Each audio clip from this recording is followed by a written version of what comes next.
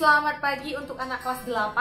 Nah, bagaimana kabarnya hari ini? Ya, harapannya kita dalam keadaan sehat dan senantiasa dalam lindungan Tuhan yang Maha Kuasa. Ya, salam sehat dan salam semangat. Ya, harapannya untuk peserta didik kami kelas 8 ya, harus tetap semangat dalam mengikuti proses pembelajaran daring kita. Oke, baik. Nah, bertemu lagi dengan Miss ya. Hari ini kita akan melanjutkan materi pembelajaran kita. Ya, kalau sebelumnya kita sudah membahas tentang pemantulan cahaya pada cermin datar, lalu pemantulan cahaya pada cermin cekung. Nah, hari ini kita masuk ke materi pemantulan cahaya pada cermin cembung. Nah, oke. Untuk lebih paham lagi, silahkan perhatikan ke papan tulis. Nah, ya, cermin cembung. Nah, titik pusat kelengkungan cermin cembung itu berada di belakang cermin. Nah, sehingga disebut cermin negatif. Oke ya. Cermin cembung disebut juga cermin divergen. Nah, kalau untuk cermin cekung ya, cermin itu disebut dengan cermin konvergen, artinya pengumpulan cahaya. Sedangkan dia di cermin cembung dia disebut sebagai cermin divergen. Nah, apa itu divergen? Apa pengertian divergen? Oke, baik, kita masuk ya. Divergen, ya pengertiannya itu adalah berkas cahaya sejajar yang mengenai cermin cembung akan dipantulkan atau menyebar dia. Nah, cukup paham ya sampai di situ ya. Oke, kita langsung masuk saja ke bagian-bagian dari cermin cembung. Nah, untuk bagian cermin cembung ini itu hampir sama dengan bagian-bagian pada cermin cekung. Nah, di sini ya meliputi pada pembagian cermin cembung ini meliputi titik pusat kelengkungan. Nah, mana itu titik pusat kelengkungan? Ini dia, P. P ini adalah titik pusat kelengkungan. Lalu ada O. O ini adalah titik pusat optik. Dan ada garis kayal. Nah, ini yang lurus ini adalah garis kayal. Ya, itu yang menghubungkan titik pusat kelengkungan dengan titik pusat optik ya, disebut dengan sumbu utama ya. Ini SU dia adalah sumbu utama. Nah, jarak dari titik P sampai titik O ya, jarak antara titik P ini sampai titik O ini ya, itu disebut jari-jari kelengkungan, makanya R. Nah, ini ya, disebut dengan jari-jari kelengkungan cermin. Nah, titik fokus ya, mana titik fokus? Nah, ini titik fokus F ya. Titik fokus F membagi jari-jari cermin menjadi dua bagian sama panjang ya, itu dari F ke P baru F ke O. Nah, oke, sampai itu paham ya. Nah, berikutnya ya, jarak ya dari titik O. Nah, ini jarak dari titik O sampai ke titik F ini ya, F ini tadi adalah titik fokus ini, itu disebut dengan jarak titik fokus cermin. Nah, dilambangkan dengan F kecil. Nah ya, titik fokus cermin ini dia jarak fokus dari cermin.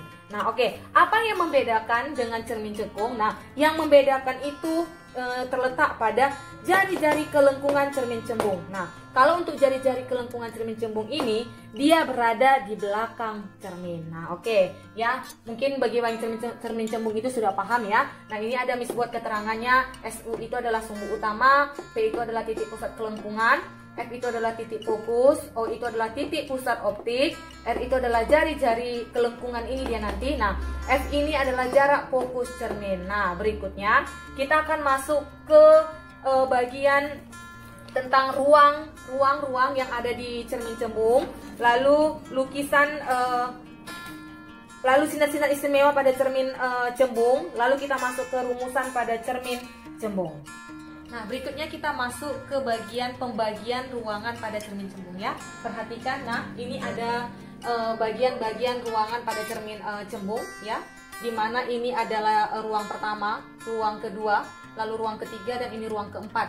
Dengan nilai F sama dengan 1/2R. Nah, ini ya dengan catatan seperti berikut ya. Ruang 1 itu adalah ruang antara O dan F. Ini ya, ruang antara O dengan F. Lalu ruang 2 itu adalah ruang antara F dan P ya. F dan P ini ruang 2. Nah, ruang 3 itu ruang antara P.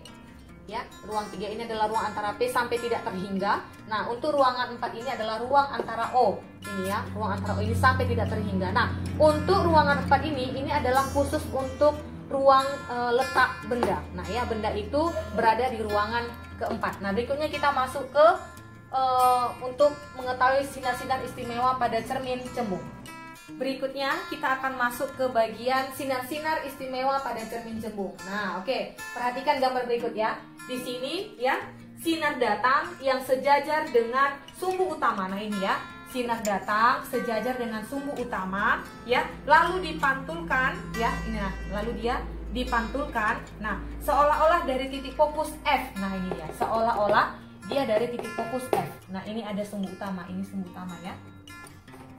Sumbu utama, lalu kita buat ini sumbu utama. Nah, lalu berikutnya yang kedua ya, sinar datang yang menuju titik fokus. Nah, ini dia, sinar datang yang menuju titik fokus ya, dipantulkan sejajar sumbu utama. Nah, lalu dia mengalami pemantulan pada sumbu utama secara sejajar dia. Nah, oke, itu untuk yang sinar-sinar istimewa pada cermin cembung yang kedua. Nah, yang ketiga ya, sinar datang yang menuju pusat kelengkungan. Nah, ini dia, sinar datang yang menuju pusat kelengkungan, ini F, pusat kelengkungan ya, dipantulkan seolah-olah dari titik pusat kelengkungan. Nah, lalu dia dipantulkan seolah-olah dari titik pusat kelengkungan. Ini ada tanda panahnya ini ya. Oke, nah jadi dapat kita buat kesimpulan bahwa ya, bayangan yang terbentuk pada cermin cembung itu dia bersifat maya, diperkecil, dan tegak. Nah, berikutnya kita masuk ke rumusan dari cermin cembung. Berikutnya kita akan masuk ke rumusan dari cermin cembung ya, silahkan diperhatikan. Nah,